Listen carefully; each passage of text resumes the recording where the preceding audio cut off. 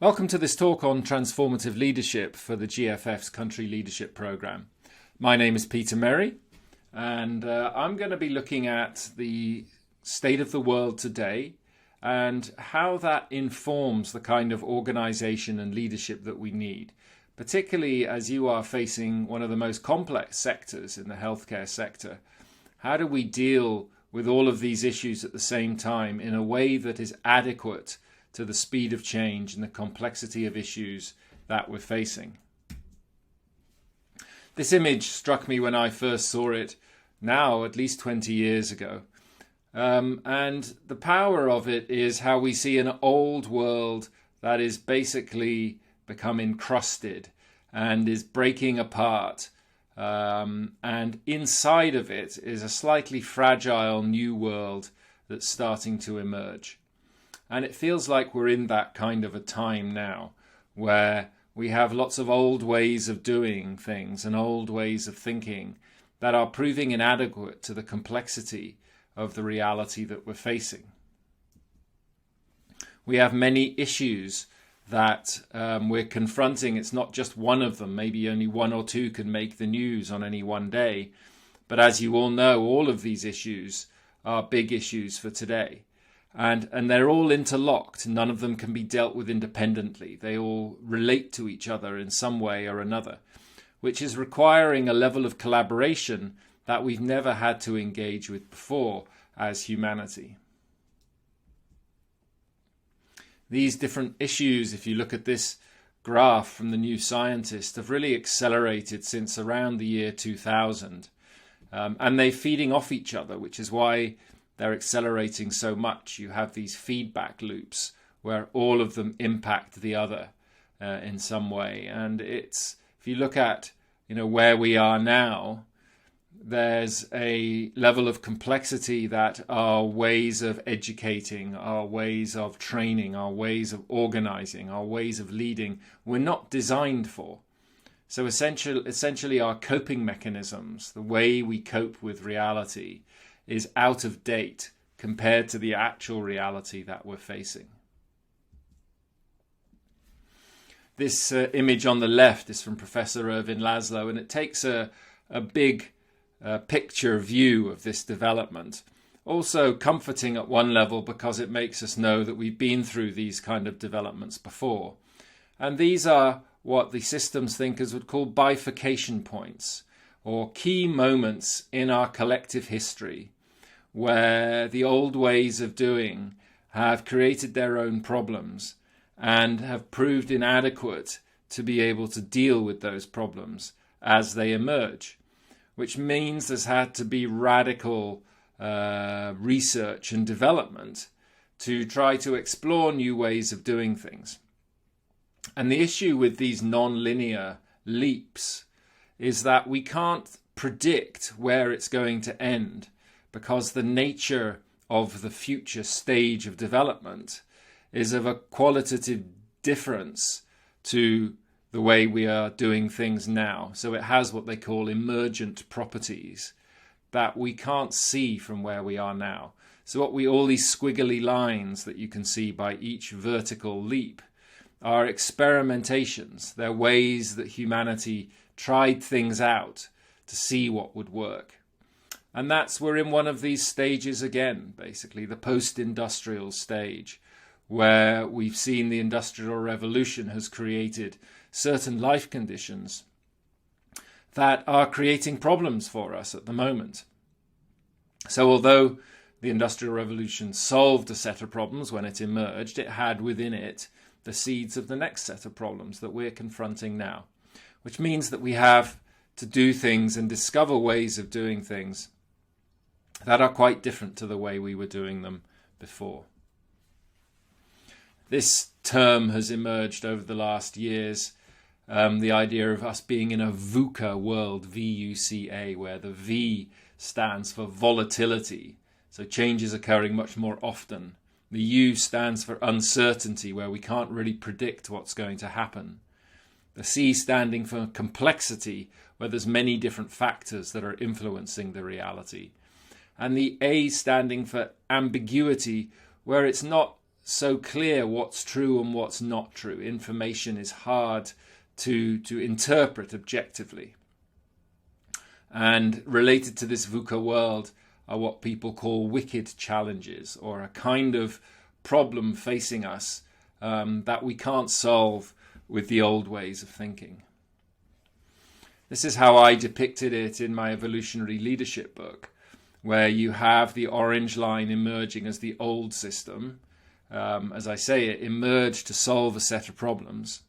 But those solutions had within them the seeds of the next set of problems. And as those start to come to the surface, you get the blue line emerging, which are people who are realizing that the old ways of doing things are inadequate. And then we need to start doing things differently. So they start experimenting under the radar, as it were. And as the old system starts to collapse and break down more, you get what the systems thinkers call a chaos point, which is a moment where we all know the old system doesn't work anymore, but the new one isn't adequate enough to be able to take over the helm and take over the leadership. Now, chaos actually in its original meaning doesn't mean a lack of order. It actually means a subtle order. So within this chaos, there is the subtle order of the emerging future. And that's what we have to be paying attention to and seeing if we can put the conditions in place for the emergence of that new system as rapidly as possible. In any of these transitions, you get a kind of scale of adoption. So this was developed originally by the marketeers, talking about how people adopt new products and new practices, where you have the first group of innovators and then the early adopters and then what they call the early majority. And the laggards may never adopt the new product or the new way of doing things. So it's the same in these kind of changes. You know, we need to find the people, the innovators and the early adopters who are ready to make that step and can help us with the experiments that will crystallize the new ways of doing things that'll make it easier for the early majority and then the later majority to come on and adopt those. During these non-linear change moments, there are a number of roles we can play, and I found this a particularly useful framing from the Bacana Institute, where on the one hand, the old system is breaking down, and our role there is to hospice it. It's to help it to die, to help it to let go in a way that honors the contribution it has made to get us where we are, and helps it to let go in a way that fertilizes the soil for the future rather than toxifies it. So if we are only fighting against the old ways and only seeing the negative in how things have been done in the past, then the old systems and people with the old mindsets will do everything they can to sabotage the new ways of doing things because they haven't been seen and don't feel that they have been respected for the contribution that they have made that's got us where we are now. So one role is hospicing the old, helping the old systems to die and let go gracefully and giving them a proper burial and ritual to go with it. The second role is supporting the emergence of the new. So putting in place the conditions so that new ways of doing things, new ways of thinking can emerge. The problem is that often when new ways emerge in old systems and structures and cultures, they get squashed down because the ways of valuing things are still defined by the old system. So there's no space to do things in a new way. So what's important in our governmental as well as private organizations and spaces is to create this space where people can experiment, where people can try things out without being punished for getting it wrong, where people can safely make mistakes and learn rapidly from those mistakes and start to build a new way of doing things that can eventually take over from the old systems. Once that has happened, you then get this third role, which is illuminating the choice. So that is telling the story of why the old system's not working anymore, what the benefits of the new one are, and giving people the choice to step over from the old way of doing things to the new way of doing things. And like that marketing adoption curve, it'll start with a small group of innovators and early adopters, and gradually other people will come to take it on as it shows itself to be the obvious next step. So organizations in this kind of environment need to focus on how they can get a good balance between stability and adaptivity. So this is a model that came from Dee Hock originally, who was the CEO of Visa. And when he came into Visa, he really turned the organization around. It was a very hierarchical, static organization. And he made it a much more dynamic organization. And he called it a chaotic organization. That was a combination of chaos and order.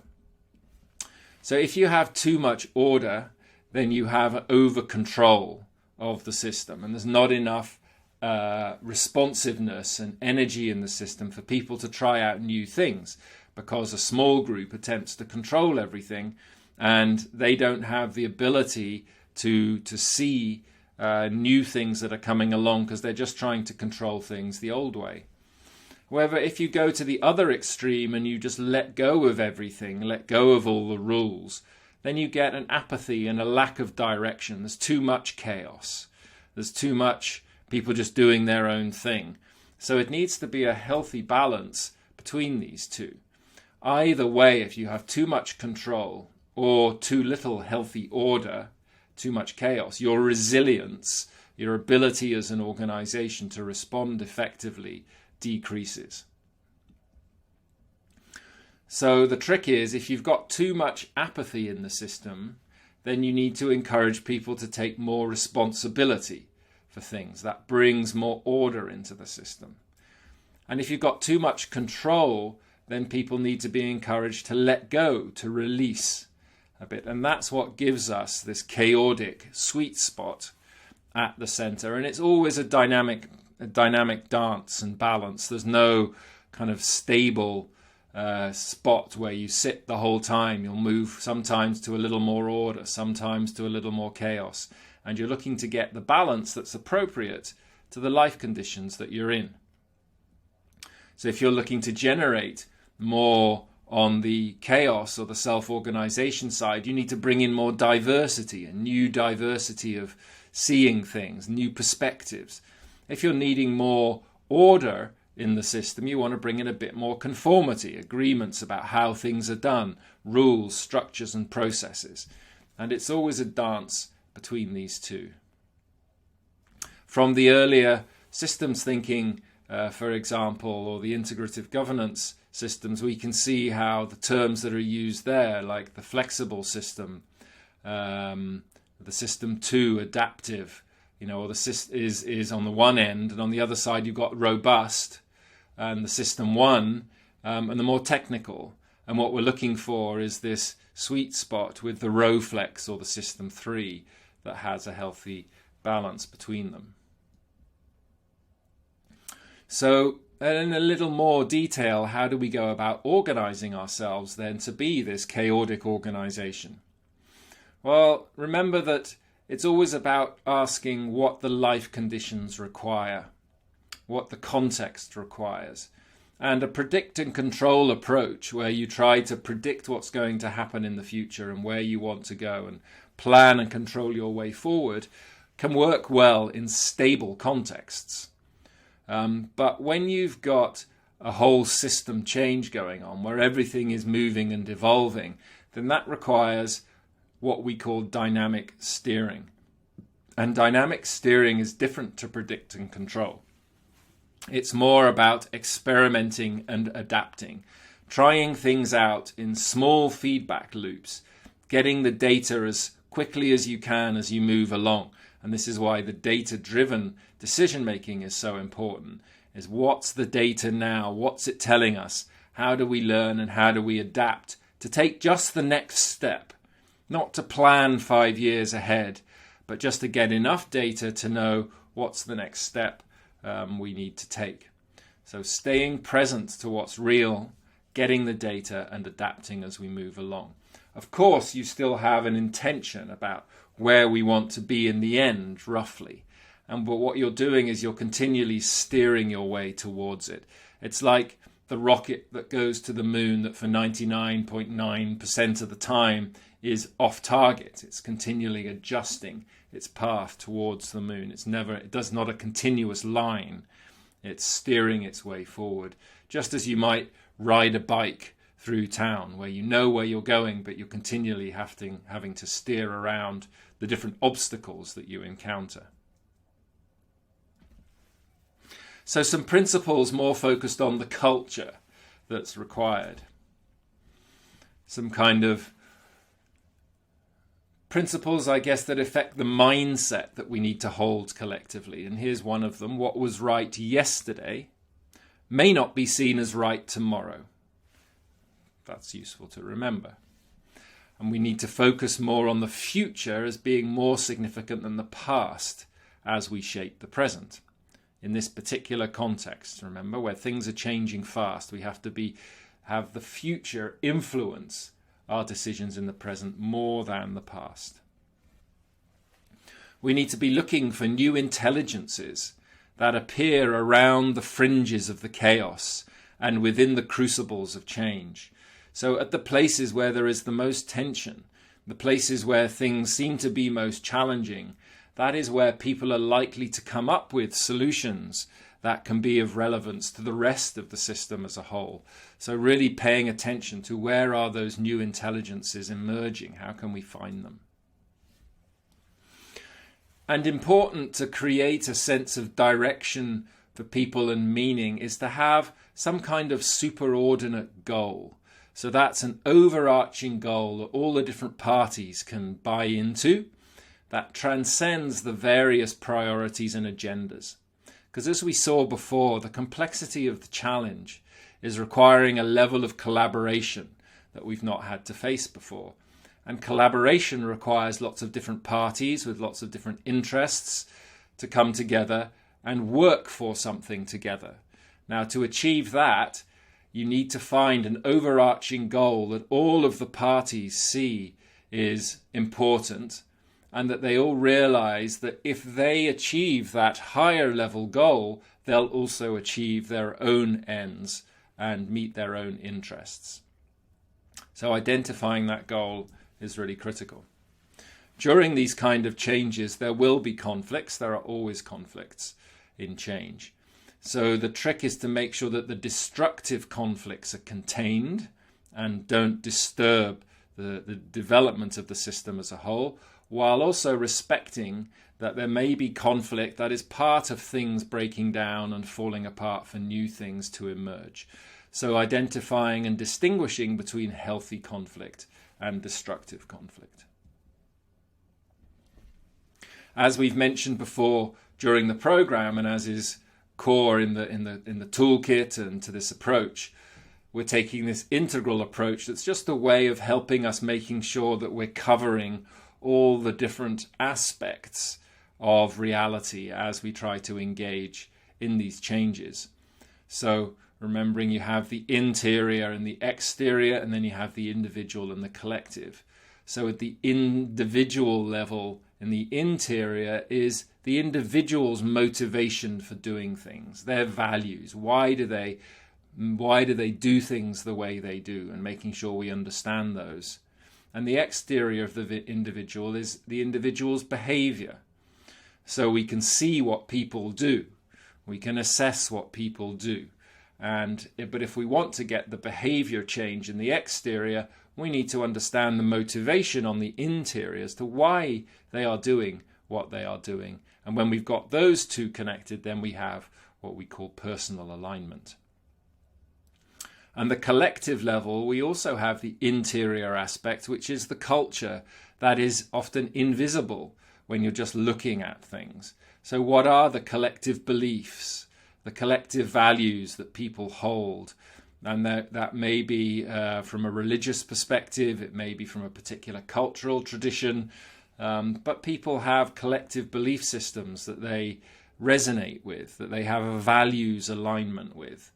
And so understanding what those are is critical in terms of assessing a situation and designing interventions so that we effectively engage the culture, because we won't get the change in the systems and structures unless we honor the culture and help connect to the values that people find are important together.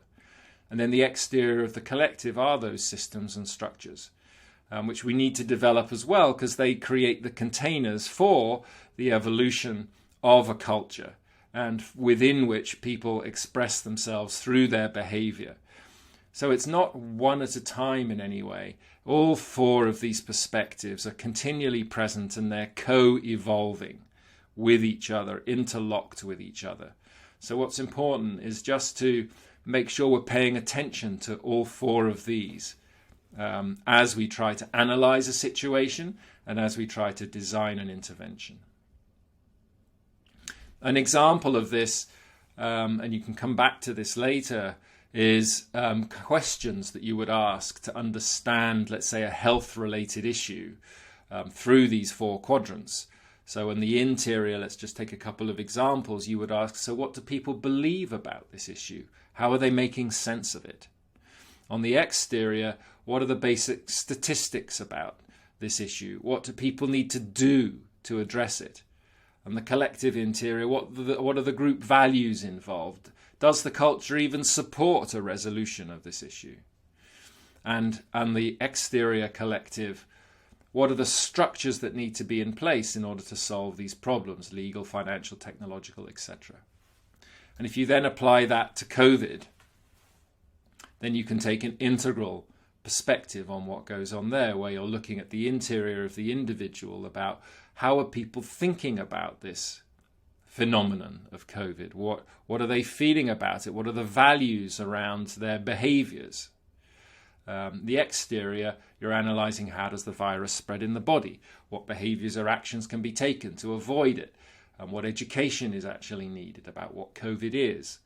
And then at the collective, you have the cultural worldviews of this virus at the interior level. So what are the norms that we hold that would either feed the spread of a virus like this or limit it? And how can we help engage those effectively? And in the collective exterior, what are the systems influences here? Is there any legislation needed? What kind of societal systems and structures and processes are needed to support the combating of a virus like this? So it's just about taking all four of these perspectives into account. So at the individual level now, what does this ask of us as leaders? And I've synthesized a set of 12 competencies for transformative leadership that have come out of the work and the research of the last years. When we are in these times of turbulence and change, adaptivity is obviously of the essence. Being able to be open to feedback, not get upset when people give us feedback or when we see things that challenge our worldview, but to be open to exploring, well, what does that mean? To be able to take that feedback and respond to it, whilst we also hold our own integrity. So it's not about giving up everything we believe, it's about checking with ourselves. Does this feel right? Does this, where's this data from? What does it mean? If the data is challenging my model, then how do I need to adapt my model and change to be able to take into account this new information? Centeredness is very important because when things move fast and there's a lot of chaos and a lot of these things are challenging to us, how we can sit in that chaos and let the old things that don't work anymore, let them go, and create space for the new ones to come in, to let them come.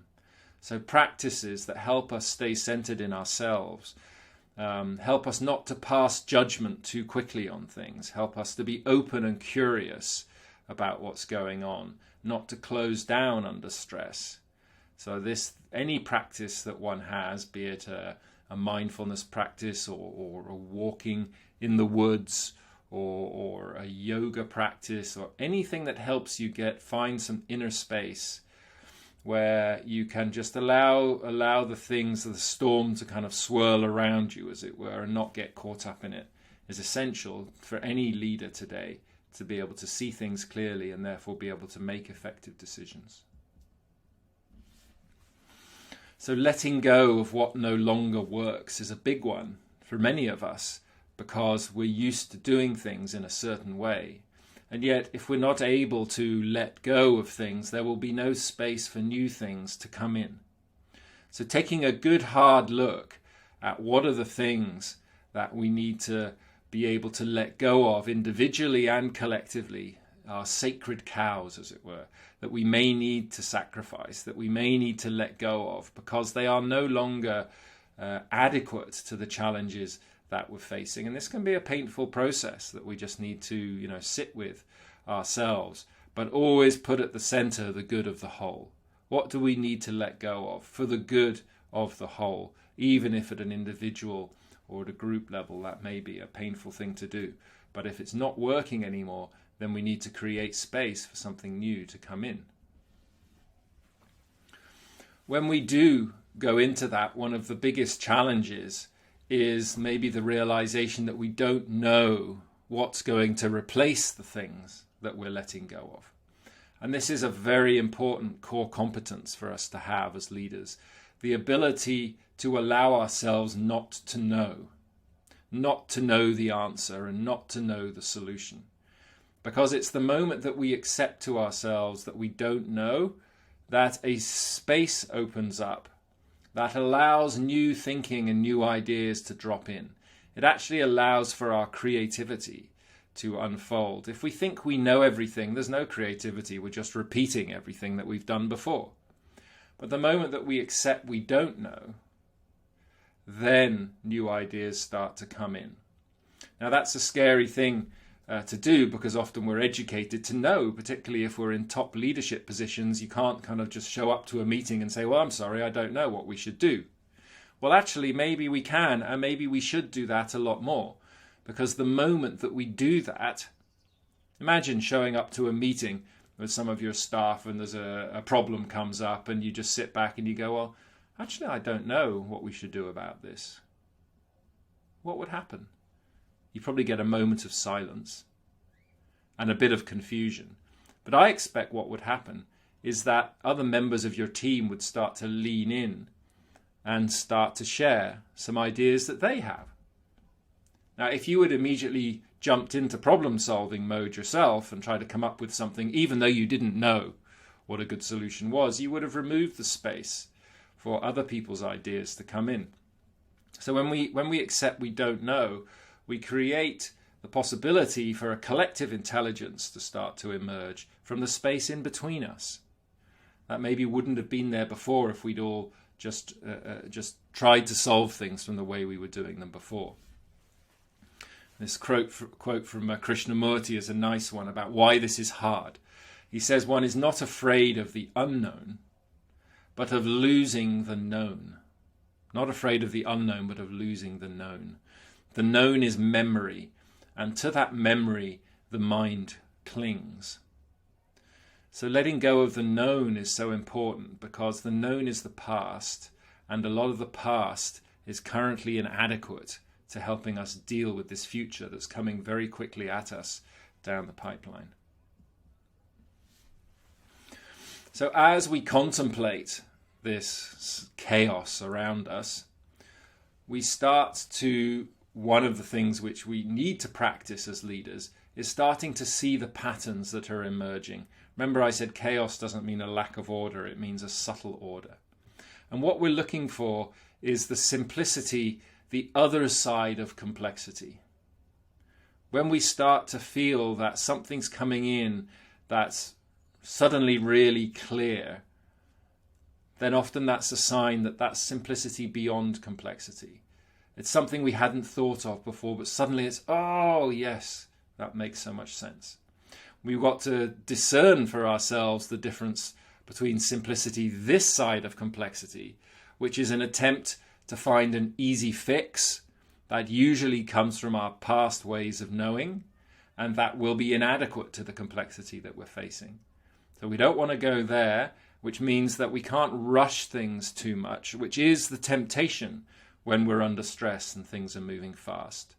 But we need to be able to sit with it for a bit and allow that creativity in the space of that not knowing. We're more likely to access the simplicity beyond complexity and see some of the patterns that are emerging in the confusion. As I said before, when you're in these moments of change, one of the key things one has to do is look for diversity. So don't just recruit the same people that we're comfortable with having around us, but find people who make us a little uncomfortable. People who have new views, who have new perspectives, who have challenging perspectives, and suspend our judgment on the ideas. Like you're looking to bring in as many different ways of seeing, even if you're not familiar with them at all, and be curious. Be immensely curious about what is it that people have to say, that these people have to say, and could it be part of the solution for the future? So a kind of objective discernment where you're able to stay like undisturbed in your center and just notice all these different perspectives and try to sense which ones of these are going to be of use. If we just stay inside our traditional bubble, then we'll never be able to find maybe new insights and perspectives that will help us to deal with a new reality. As some of these new ideas start to come in, what's important is that we start to give them attention. So maybe it's a radical new solution that a community group has come up with, and you go, there might be some mileage in this. This looks like it's working there, and who knows, maybe they found something here. Is we need to get resources to it so that it can be amplified and the experiment can grow so that we can learn more from it. So you need to have your scouts out there looking for these new intelligences, these new solutions that are emerging. And then when we find one, we need to curate it, give it attention, help it to grow, test it out, help it to evolve. Even though it may be something that we're not used to seeing or that we've never come across before, in particular those ones. This experimentation requires of us a boldness and courage, because you're stepping into new ground that people haven't stepped into before. It reminds me of this film, this Indiana Jones film, where he's standing in front of a chasm and people tell him that there is a bridge, but it's invisible and it doesn't appear until you actually step into the chasm. And he has to actually make a step into this chasm, and then under his foot the air shimmers and solidifies as this bridge actually comes into picture. So it's taking that step, even though we don't know that the bridge is there, requires this boldness and this courage and very clear intention.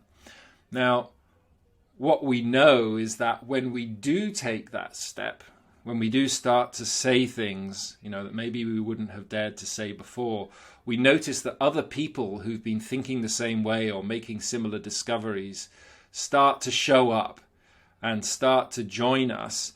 And they've never dared to before because nobody else was talking about it or nobody else had dared to say something a bit different. But when you do, it's like pressing one key on the piano really hard. You hear the other strings that resonate with it in the piano. Well, when you step up with something new, a new way of doing things or seeing things or a new proposal, you will find other people who are starting to think in the same way as well. You'll find new allies to help you take these experiments forward. But that does require a level of boldness and trust to be able to do that. This is about not trying to force people to adopt the perspective This is Dr. Dolittle and his animal that was called a push me pull you, because it went both ways. If you try to kind of pull in both directions, it's not going to go anywhere. So part of this is to get the early adopters and the innovators. You have to be putting out a good invitation, something that's attractive to people. If you try to, because remember we're experimenting here. We're finding solutions that we think are going to work. So what you don't want to do is make a big announcement that you found the solution to all of the problems that we're facing, because undoubtedly it is not the solution. It may be one of them, but we don't know, and we won't know until we've experimented a bit further. So you have to make it an invitation. Who is out there who is wanting to come and experiment with us? Who's going to come and try it out? And you'll find those people. Those people will show up. But don't make it a mandate from on high. Make it an exciting invitation and trust that whoever shows up will be the right people. As we experiment, it's important that we're learning rapidly. So, yes, we're allowed to make mistakes. But the deal is, if we make mistakes, we have to learn and not make the same mistake again. So it's how we create these rapid learning cycles where we take things lightly, we play and experiment with things, so that we can move in cycles as fast as possible, where we're trying something out, getting the feedback, iterating it again, and then trying the next thing. So being a leader, or being a change agent in these kind of complex and stressful times is challenging. And one of the things we shouldn't underestimate is the importance of looking after ourselves. So I often say a burned out change agent is no good to anybody, right? So we need to take time to look after ourselves, to get the sleep we need, to get the relaxation space we need, to eat and drink properly, time with our families, that all the things that nourish us, that will enable us to continue to be change agents. And the reason change agents often don't look after themselves is because we're so passionate about the change we want to make. And our ego gets us to believe that if we don't do it, then the world will crumble around us and everything will fail. Well, that's not the case, I can assure you. But so take the time to look after yourself, because it also means that our decisions that we take, the insights that we get, our effectiveness as a leader are all much higher when we are in a good space with our body and with our mind. Then we know we make better decisions, and we know we get better insights, and we know people will follow us more when they can see that we're well grounded, that we've got a clear mind, and that we're looking after ourselves. And encourage that in your people as well. It's a very good example to take. So on this last one, it's we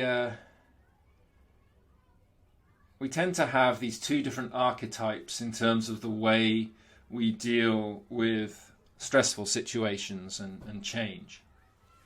One is, which archetypally is the more masculine approach, is what we call the non-attachment, which is a kind of, you could say an example would be meditation, where you're just sitting and you're noticing what's happening. So a way not to get caught up in the chaos is just to sit and notice what's happening without worrying about it or getting caught up in it. Okay. The other way, which archetypally is the more feminine, is to feel deeply what is going on, to really connect with your heart to the challenges and the pains and the joys of what is happening. Now, both of these have their traps. If you are non-attached, you can become disconnected from the reality. It's all just part of what's happening, and you kind of shut yourself off from it because it may be too painful to experience. If you spend your whole time lost in the deep feelings, you won't be able to get any clarity in your mind about what needs to be done. You'll just spend your time wallowing in pain and suffering, in kind of sympathy with the people who are going through that suffering. So it's about a combination of the two. How we make sure that we are, on the one hand, stay connected with our hearts to what's happening. We don't get cold about it, but we allow ourselves to feel the emotions around what's happening, because that keeps us connected, and that is also a source of information for us. And at the same time, that we don't get too caught up in it, that we create enough space for our mind to be able to see the system as a whole, to see what's going on and notice the patterns. So it's a tricky one that it's just, again, a dynamic balance and a dance that we have to play with, is this non-attachment. Don't get fixated by anything or caught up in anything, and at the same time making sure we stay connected through our heart to the reality of the situation.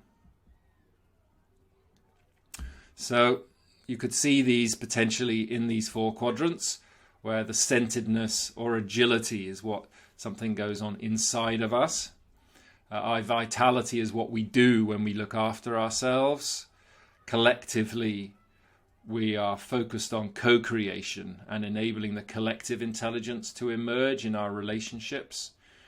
And then we look to design the systems and structures around us that are quickly responsive and agile to a rapidly changing environment. So again, you can take a 4-quadrant approach to understanding these different elements. And they all continually co-create and interact with each other. So here's a summary of the 12. This is also in the back of the toolkit, so you'll be able to see that there. And to finish off, a little poem that came from my brother. Are You Ready? It's called. Are you ready to let go of this 20,000-year eddy, which we know is just an undertow? We be tuning into the real flow, here now. You can't compute the impact of this Ramcan Institute. It's like taking off the mute on the voice of life, stepping onto the edge of the knife, a slice of how humans might be. Can you see what we've done? Can you see what we have begun? This the form which holds the storm. We feel the creature of learning burning. Invite the world in, it ain't no sin. She's turning at 40,000 miles an hour. That's a fact. That's power. The big bang rang sang echoing onto the mount. A blast from the past at last. Too much to count the years of evolution. The earth, the human suffering and compassion. We're booming. That's a fusion of chaos and confusion. Away from the illusion of wealth. Our revolution is coming with stealth. Can you see what we've done? Can you see what we have begun? Do we dare to share the future of how humans might be? Do we dare to be free, and do I dare to be me? To be fully human? Love confusion. Drop the illusion. Now we're booming. Do we dare to step into the places we most fear? Become clear. Find a community. True to me. I'm not being cute. There's no parachute. We already jumped out the plane. Do we dare to become sane again? This ain't about brain. This is about living the future now. Yes is the answer to how. We moving and we grooving. But stop. Listen to me. Can you see what we have done? Can you see what we have begun? My sisters and brothers from other mothers. We are the ones where the ocean meets the shore. We are the ones we have been waiting for.